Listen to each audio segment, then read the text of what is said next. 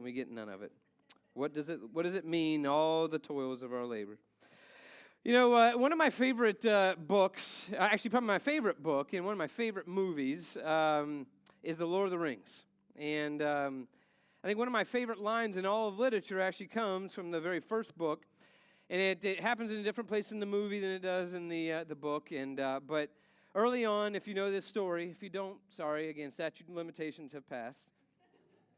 But there's one ring to rule them all, one ring to find them, one ring, what is it? Oh man, now I messed it up. One ring to rule them all, one ring to find them, one ring to bring them all, and in the darkness bind them. That's it. And so the story, Frodo has received this ring that he got from his uncle Bilbo. And as Gandalf is telling the story early on of the history of this ring and everything has come to him and basically how the world is about to fall apart, and it's all about to fall right onto Frodo himself, comes one of my favorite things. I love what Frodo says to Gandalf here. He says to him after he's hearing about all this is coming, Frodo says to him, I wish it need not have happened in my time, said Frodo. So do I, said Gandalf. And so do all who live to see such times. But that is not for them to decide. All we have to decide is what to do with the time that is given us. And he says, behind that, and he's talking about what would happen behind the ring, behind that there was something else at work, behind any design of the ring maker. I can put it no plainer than by saying Bilbo was meant to find the ring, and not by its maker. In which case, you also were meant to find the ring. And that may be an encouraging thought. And I love that Frodo follows it up with, and it's not. But you know, when it comes to the times that we're in, the things that happen, you know, last week we looked at the first 2 chapters of Ecclesiastes and the futility of life under the sun. And the hevel that we have of grasping after meaning in our life. Grasping after possessions that give us nothing. Grasping after experiences.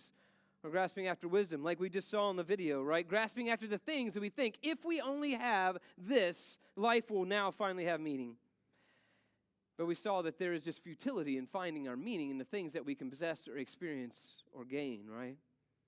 But we did see last week that there's the beauty that is in the one, only in the one who can give true meaning to that vapor of life, to the one who makes the crooked straight. Well, this week we take a look at our second grasping at futility. We've got our little futility wheel up here. One we've all longed for one time or another. The one that the more we try to grasp after it, I think the quicker it flows away from our grasp.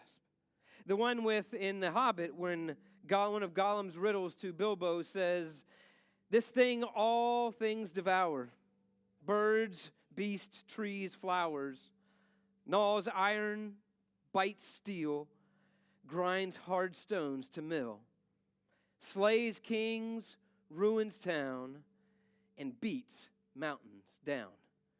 And what is that one thing? Time. Time, the one thing we all wish we had a little bit more of, and yet the more we grasp after it, the faster it seems to go away, right? And the author here in Ecclesiastes is going to show us how we humans want to control in our life. We want to grasp and control the times. But the reality is that they've all been appointed to us. So I think instead of saying, can I grasp it, we must ask the question, like what Gandalf says to Frodo, what will you and I choose to do with the time that's given us? That is of utmost importance.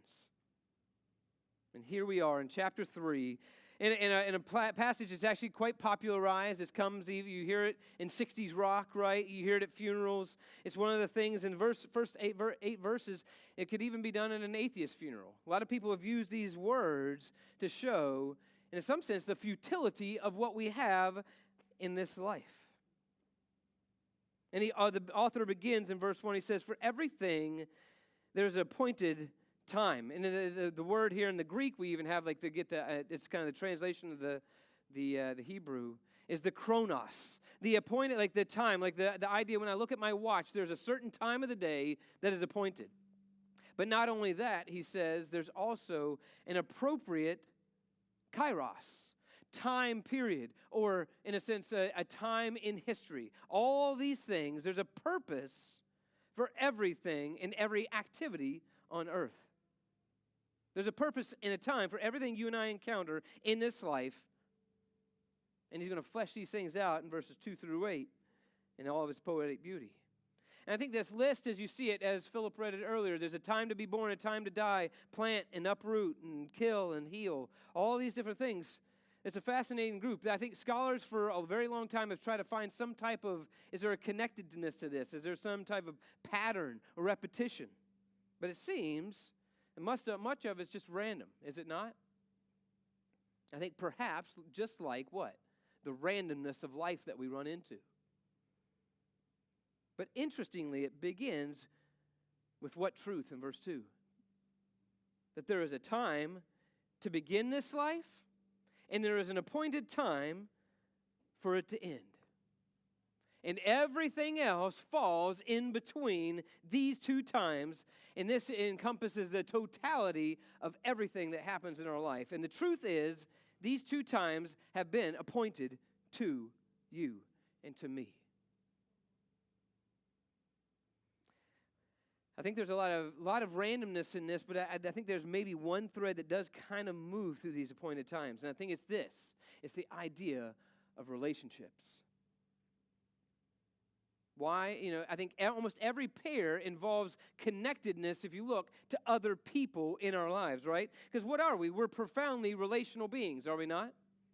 And much of life is trying to nothing but navigating the different stages, these relationships and the effects that they have on us. There's a time to dance, right, with the one that you're going to marry one day, on your wedding day. And there may come a time where you mourn the very one that you danced with. There's a time to laugh together, but there's also a time to weep for what those who we laughed with have done to us. There's a time to reach out and touch one. There's another time to respect the boundaries, both the physical and emotional boundaries of one another. There's a time to grow to love some people, and there's a time to come to hate others. But what happens if we remove the relationships from one another, right? From the webs of life, life becomes monotonous, does it not? If you take away the relationships, it becomes monotonous. And I think every one of us experienced this in one way just about 2 to 3 years ago, did he not? Remember what happened, and I know it wasn't as bad here in Texas, but some of us that came from California or New Jersey or other places, what happened 3 years ago? When the world was shut down, right? Do you remember those days when, I don't know about you, but often in those days when you weren't allowed to leave your house for any reason except to go to the grocery store, and that's about it. And you go, what day is it? I don't remember how many times Ashley and I said to each other, what day is it?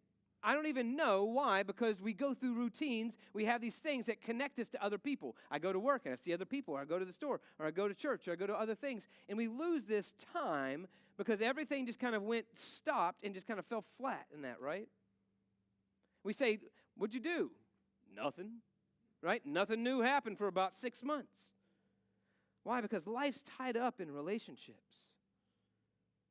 And I think that time that we went through in the government shutdowns, they stripped much of that away from us, did it not?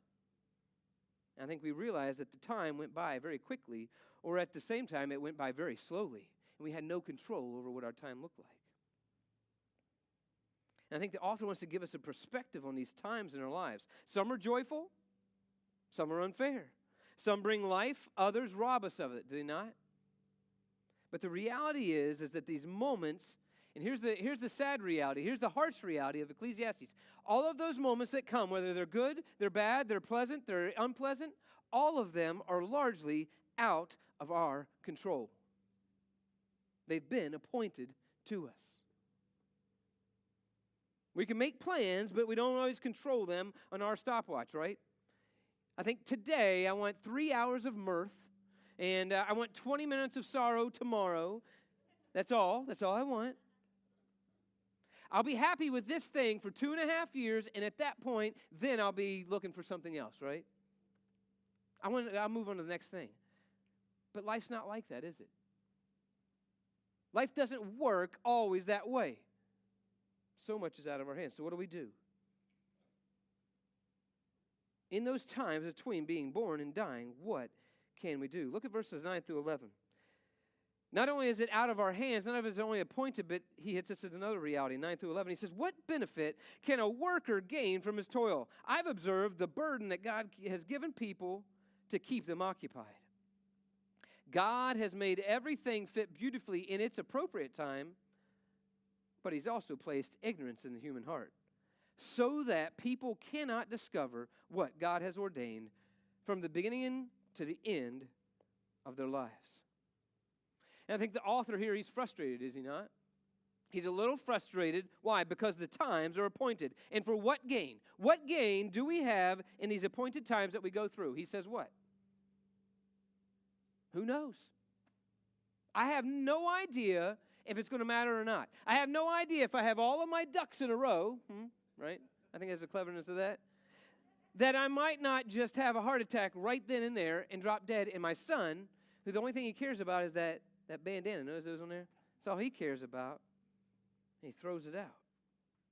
What gain is there in all these times, all the things that I go through? God ordains all things in our lives, and we think that we have control. But the reality is we're bound by these times and seasons, but God is not.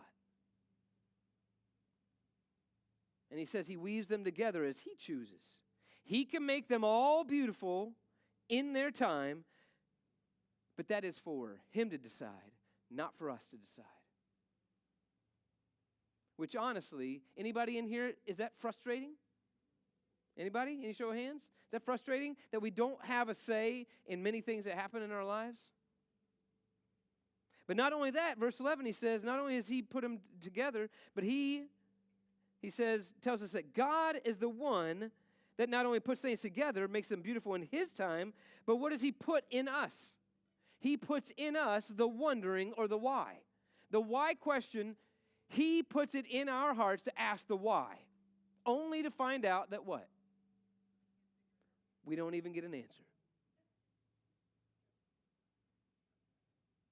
He puts the why there, but he doesn't give us any hope that we'll see the answer to that question.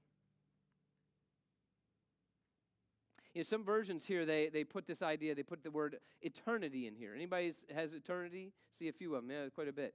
It says that he puts eternity in our hearts. And I think a lot of people I think it's meant to try to do this. The word there in Hebrew, actually, the word olam, has this idea of really of a darkness or a veil. It's also related in its kind of root to an eternal time.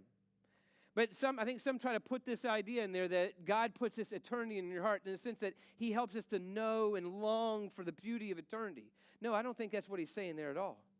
I think what he's saying here is that actually God puts all things out there. He makes them in his time, and he puts the why in our heart, and he puts a veil over it. He puts darkness there so that, what? People cannot discover what God has ordained from the beginning to the end of their lives. The author says that God gives us the longing to know, but prevents us from knowing it. I can ask freely, but there's no guarantee I'll get the answers.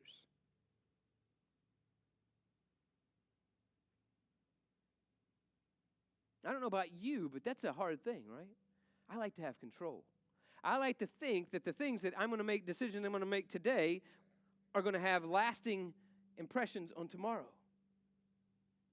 I like to think that the things I would do today are going to set me up for success tomorrow. That the finances that I secure and lay out, or the house that I pay off, or whatever it may be, is going to set me up for tomorrow where I can make all the decisions that I want and I can do with the time that I please. But God says, you have no idea what happens tomorrow.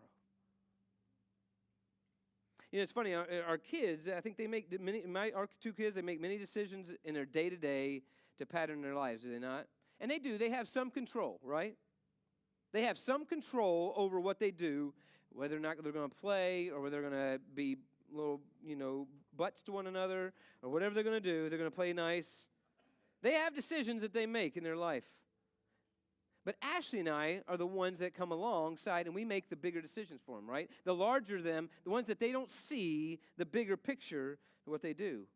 What they're going to eat, what they're going to wear, what their bedtime is, whether they're allowed to go and do something or not.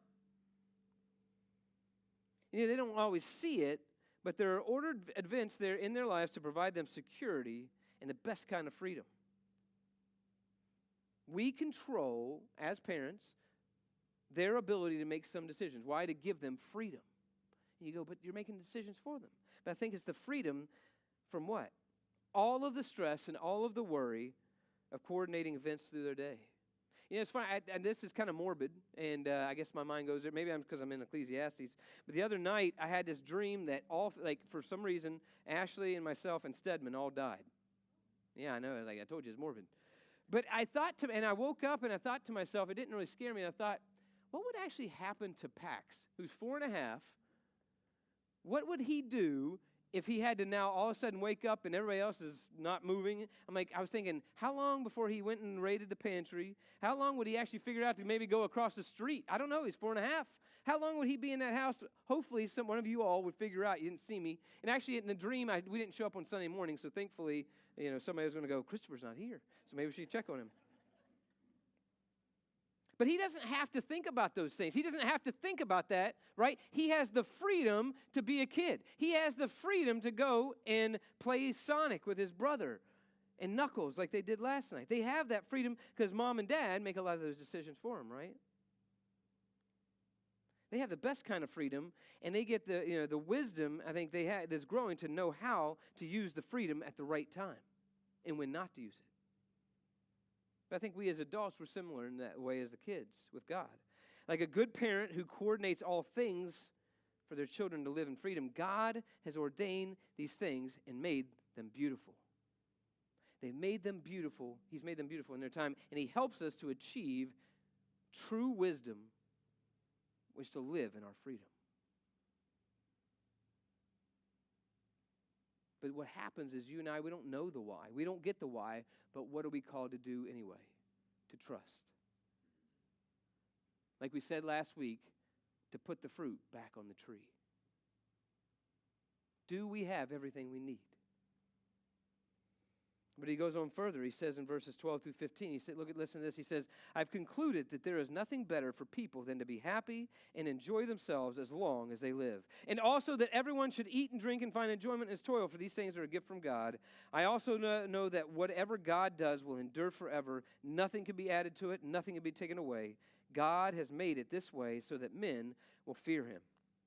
Whatever exists now has already been, and whatever will be has already been. For God will seek to do again what has occurred in the past. And the author's saying, here's our reality, folks. What God has ordained will come to pass, whether you and I like it or not. You might think you can control it, but you can't.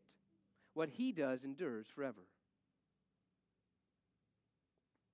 And I think this can be an idea that can lead to despair, or it can lead to hope. I think it's a very fine line where we sit in this idea. It can lead to despair. It can lead to hope. I am not in control of the times that I walk through, ultimately. And I think for the author of Ecclesiastes, for Solomon here, I think it's a bit of despair. Look what he says in verses 16 and following. He says, I saw something else on earth. In the place of justice, there's wickedness. In the place of fairness, there was wickedness. I thought to myself, God will judge both the righteous and the wicked, for there's an appropriate time for every activity, and there's a time of judgment for every deed. I also thought to myself, it's for the sake of people, so God can clearly show them that they're like the animals. To Solomon, we are no better off than what? Cattle. We're no better off than cattle. I had a couple this morning. They were here. They were in membership class. They came to church, and about 10 after 10, they said, we got to go. I was like, what happened? Our cows got out, right? Just the dumb animal cattle controlled their life. and now they're off in Sulphur Springs dealing with their cattle and not getting this worship. They think they had control coming this morning, right? And yet because of control, they're no better off than those animals that are controlling their life. For the fate of humans and the fate of animals are all the same. As one dies, so dies the other. Both have the same breath. Go back to Genesis 1. Look, same breath is in the animals. The same breath is in men and women. There's no advantage for humans over animals, for both are fleeting. Both go to the same place. They're made the same day, right? The beasts of the field are made on the same day, day 6. They're made of the same stuff, and they're going to return to the exact same place, he says. God has appointed all things in their time, whether we like it or not. So for Solomon, it seems like a despair. Who really knows if the human spirit ascends upward and the animal spirit descends to the earth? So I perceive that there's nothing better than people to enjoy their work because that's their reward. Who can show them what the future holds? I don't know. There can be despair, but I think there can be hope. And I think the hope starts to come when you and I realize that there is a force behind what you and I do. There's a force that's directing every one of our steps. Like Gandalf said to Frodo, that something was behind that meant for Bilbo to find the ring, and something else was meant for him to find it. There's a force that makes all things beautiful in their time. And the hope is that we can live free from living in the extremes that come. Free from trying to be the master of our day-to-day. Free to enjoy today while we have it, right? Free to choose to do what to do with the time that's given us in wisdom, as Frodo did. And so I think we get to verse 12. I think this is his earthly wisdom of what we can get. Rejoice. He's like, what else is there to what? I have concluded there's nothing better than to be happy, to enjoy themselves as long as they live. Eat and drink and find enjoyment in his toil. Today. Right now. Why? Because what? We're not promised tomorrow. Because it won't last. What do we do over and over? I thought I had my phone with me. What do we do over and over? Half the reason that we take our phone out, other than being on the internet, is to do what? Half of us, the only reason why we have a phone, especially grandparents, is for what reason? Pictures, right? You get on those pictures, getting the grandchildren, taking hundreds and hundreds of pictures over and over. Why? To capture a moment. To be able to come back to it at some point and go, oh, look at that, it's amazing. And those are good things, right? We can look back on pictures, we can look back on videos, and we can enjoy them. But they're not what? They're not the experience. There's this wonderful picture back in the day. I meant to do it, and I totally forgot. There's this great picture of this one guy, like it's a golfing event, and Tiger Woods is on the tee, he's on the green about to putt, and you have this picture of the whole crowd behind him. He's in the forefront, and the crowd behind him, and it's literally nothing but phones, the whole thing, save for, one guy that's sitting there doing this with his hands down, living in the moment, while everybody else is hoping to capture the moment. They're looking here, and it's happening right here. And there's only one guy that gets it. And I'm like, I want to be that one guy. In the moment. Because though we can capture the precious moments, we look back, but we can never get the moments back. And when we try to, it's like what? Grasping after the wind. And Solomon says, enjoy them now because they don't last. But there's got to be more than that, right? That's the hope of the secularist. That's the hope of one that doesn't believe in any of this. That's the hope. That's all we can find is enjoy the moment now. And there is wisdom in that. There's goodness in that. But there's got to be more, right? Look with me at Luke 18. Luke chapter 18. Jesus has just told this story. He's come to, a wealthy ruler has come to him. He says, good teacher, what must I do to inherit eternal life, right? And Jesus tells him, you know the commandments. Don't commit adultery. This is not up there. Don't murder. Don't steal. Don't give false testimony. Honor your father and your mother. And the guy goes, I've done all those, Jesus. I'm good. We're good. And what does Jesus tell this rich young ruler? Go and what? Sell everything you have and come and follow me. Sell all you have, give the money to the poor, and you will have treasure in heaven. Then come and follow me. Get rid of it all and come follow me. And what does that guy do? He goes, yes. What does he do? He walks away sad. Why? Because he had a bunch of stuff. That's right. Exactly. That's the new Deborah version. NDV. He had a bunch of stuff, and his heart was sad. Because where was his heart? In the things that he had accumulated. And Jesus follows it up. He says, how hard is it for a rich man to enter into the kingdom of heaven? It is easier for a camel to go through an eye of a needle. And I love what the disciples, because, obviously this guy's been doing it right. He's rich. He's got everything. Obviously this man has done it right? And they go, well, if he can't get in, then what? Who can be saved? And Jesus says, what's impossible for mere humans is possible for God. And this is what I want to get to. And I love this. What does Peter say to respond to that? Look at verse 28. And Peter said, look, we have left everything we own to follow you. Peter begins to say the one thing that we can truly find hope in. Because here's the thing, if the author of Ecclesiastes is correct concerning the injustices of life, why do we cling to them as though they give us hope? If life is truly that unjust and we can't control it, why do we still reach out and try to grasp it as though it's going to mean something? I'm going to hold on to the time and it's not going to fall out of my grip. And Peter asks Jesus, I think what he's doing here, look, Jesus, we've left everything for you. He's asking one question. Is it worth it? Is it worth it that we have left everything to follow you, Jesus? To which Jesus replies in 29, Jesus said to them, I tell you the truth, there is no one who has left home or wife or brothers or parents or children for the sake of God's kingdom who will not receive many times more in this age and in the age to come eternal life. Jesus says to Peter, it most assuredly is worth it. Church, in these times, in these seasons, the one thing that truly can gain us fulfillment, the thing to give us the ultimate answer to the why in life that brings true riches, riches which not only last but multiply both here and in the age to come, is to live for the sake of the kingdom of God.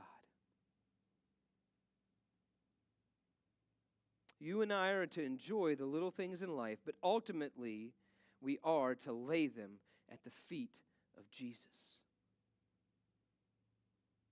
Because if not, it's all what?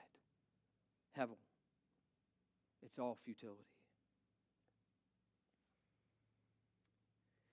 One of my other favorite movies is A Shawshank Redemption. I know I've got somebody else, I know there's one or two in here that's their favorite. There's a great quote in that movie where Red says to Andy Dufresne, he says, Andy, you got two choices. You got to get what? You got to ready to get busy living or get busy dying. Get busy living or get busy dying. You either get busy living for Christ and His kingdom, all the while enjoying the day-to-day times and in seasons that He sovereignly provides, or you get busy dying, living for what you cannot control, for what will ultimately be futility, that which leads to death. And so I ask you, church, each one of us have to answer this question. What will you do with the time that is given you? Let's pray.